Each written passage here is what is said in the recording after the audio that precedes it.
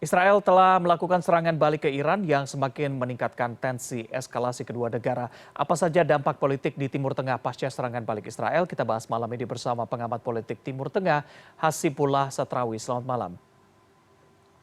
Selamat malam, Mas Reza. Pak Hasibullah, ini kalau kita lihat apa saja nih dampak serangan balik dari Israel?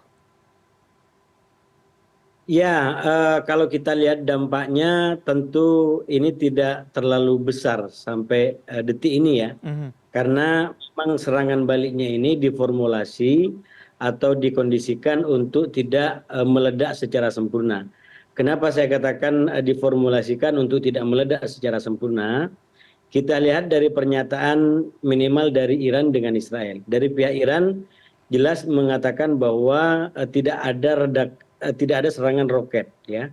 Yang ada hanya serangan drone kecil, dan ledakan-ledakan itu akibat daripada sistem pertahanan yang diaktifkan oleh Iran. Ini pernyataan resmi yang disampaikan oleh Iran. Nah, sementara pernyataan Israel justru tidak punya komentar tentang ini semua. Lalu ada pernyataan yang mengindikasikan terjadinya serangan, yaitu dari sumber-sumber tidak resmi dari Amerika Serikat ataupun sekutu barat yang lain. Dengan formulasi ini, maka menurut saya inilah yang saya sebut kenapa serangan balasan Israel ini secara sengaja didesain untuk tidak meledak secara sempurna. Kenapa didesain untuk tidak meledak secara sempurna? Karena memang Amerika sejak awal serangan balasan Iran dilakukan pada 13 April kemarin itu sudah memberikan garis kebijakan yang itu ternyata diperhatikan oleh Israel, yaitu untuk tidak melakukan eskalasi lebih lanjut agar tidak terjadi perang kawasan atau dalam bahasa Arab disebut sebagai harbun iklimi, perang kawasan ataupun perang regional di Timur Tengah. Nah, sementara Israel sendiri kita lihat cukup antusias, bahkan sangat ingin untuk melakukan balasan, walaupun sekali lagi sikap politik Amerika Serikat itu kurang mendukung untuk pelampiasan dendam itu. Bahkan sempat ada permintaan agar tidak melakukan balasan secara langsung. Jadi inilah menurut saya garis-garis kebijakan yang kemudian membentuk respon yang diberikan oleh Israel pada hari Jumat pagi waktu sempat, sehingga dia tidak menjadi sebuah ledakan yang sempurna sebagai sebuah serangan. Bahkan Iran sendiri itu tidak menganggap ini serangan dari luar. Nah, artinya apa? Di dalam keyakinan Iran bahwa ini bukan sebuah serangan balik dari Israel, dan itu sangat berdampak atau sangat menentukan dampaknya, karena kita lihat dari pernyataan resmi Iran, kalau sampai Israel membalas lagi serangan 13 April, sekecil apapun, maka Iran berjanji akan melakukan serangan lebih besar lagi. Nah, dengan demikian, saya menyimpulkan hampir 100% bahwa ini adalah serangan balasan yang dilakukan di Israel secara sengaja, tidak diakuin. Dan ini bukan pertama kali kalau kita lihat cara Israel melakukan serangan, kadang-kadang Israel juga tidak mengakui serangan itu.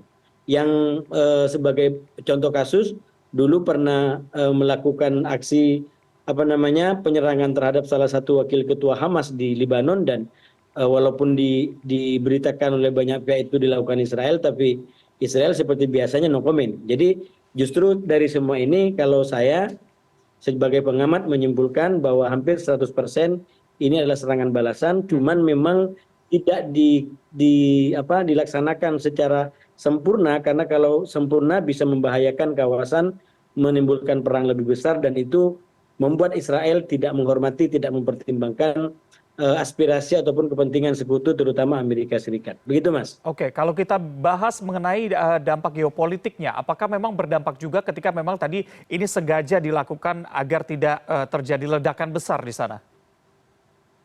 Oh, itu dampaknya besar sekali. Karena minimal dengan formula seperti ini, maka ya istilahnya ini memuaskan semua pihak dalam tanda kutip ya. Israel tidak terlalu dipermalukan karena dia sudah melakukan serangan balik.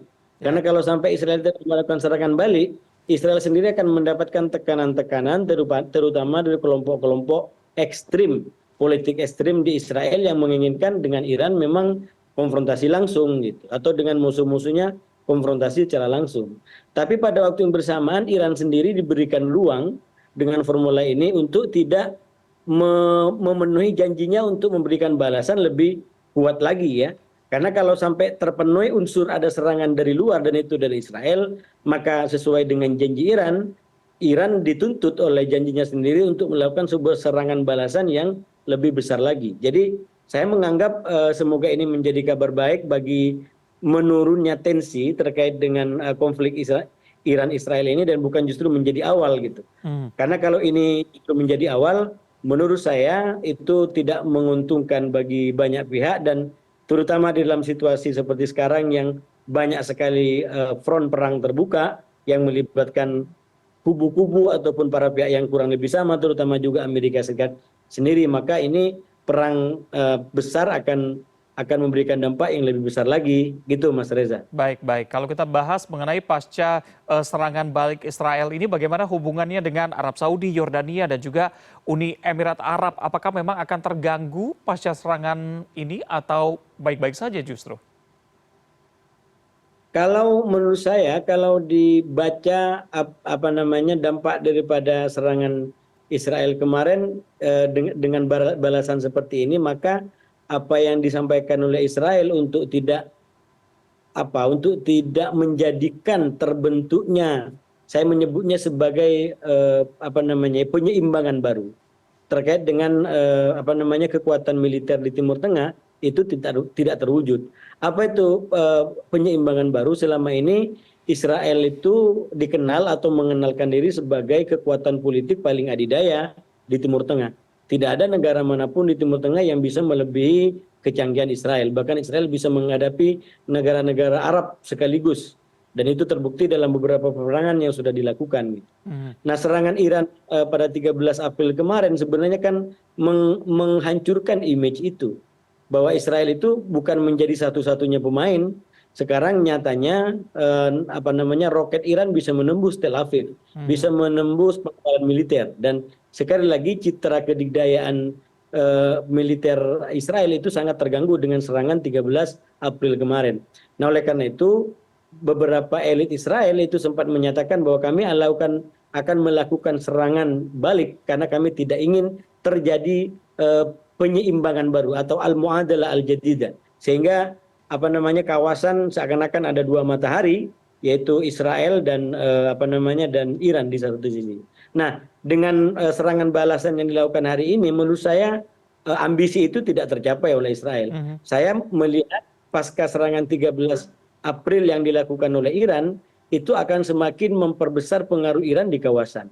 Kenapa? Karena ternyata terbukti bagi mereka Iran mempunyai kemampuan, mempunyai sistem senjata yang cukup bisa diandalkan untuk bisa menjangkau Israel yang berjarak ribuan kilometer dari Iran gitu. Dan sekali lagi kalau kita bicara tentang Timur Tengah, sebenarnya Israel itu kan tidak diterima dengan berbagai macam sikap selama ini, terutama oleh rakyatnya ya. Kalau elit pemerintahannya mungkin secara verbal dia mengatakan apa namanya tidak kooperatif dengan Israel, tapi di dalam banyak pemberitaan disebutkan mereka kerjasama dengan Israel. Jadi elitnya jauh lebih pragmatis. Tapi kalau kita bicara rakyat, itu sampai hari ini masih belum bisa menerima Israel, terutama Israel melakukan penyerangan yang membabi buta, yang sangat destruktif, bahkan sangat apa namanya tak berperi kemanusiaan seperti yang dilakukan kepada Hamas, kepada Gaza dalam berapa bulan, hampir 5 bulan, 6 bulan terakhir. Ini sudah hampir 200 hari mereka melakukan serangan di situ. Jadi itu yang menurut saya, sekali lagi kalau kita bicara dampaknya di kawasan, serangan balasan Israel kurang ampuh menurut saya untuk merontokkan atau mengembalikan image Israel kembali sebagai penguasa adidaya kekuatan militer di Timur Tengah. Per 13 kemarin sudah terpecah itunya, rekornya bahwa ada kekuatan lain dan sedikit banyak itu akan menimbulkan daya tarik di negara-negara kawasan dan akan menimbulkan pola lebih kuat lagi di antara yang pro-Israel dan sekutu-sekutunya terutama Amerika atau yang pro-Iran dengan sekutu-sekutunya termasuk Rusia dan mungkin juga beberapa negara lain yang selama ini dikenal satu kelompok dengan Iran. Baik, Begitu Mas. baik. Melihat memang dampaknya yang tidak terlalu besar, harapan kita adalah jangan sampai Iran melancarkan serangan balasan begitu. Terima kasih sudah berbincang bersama kami malam hari ini, pengamat politik Timur Tengah Hasibullah Satrawi. Selamat malam.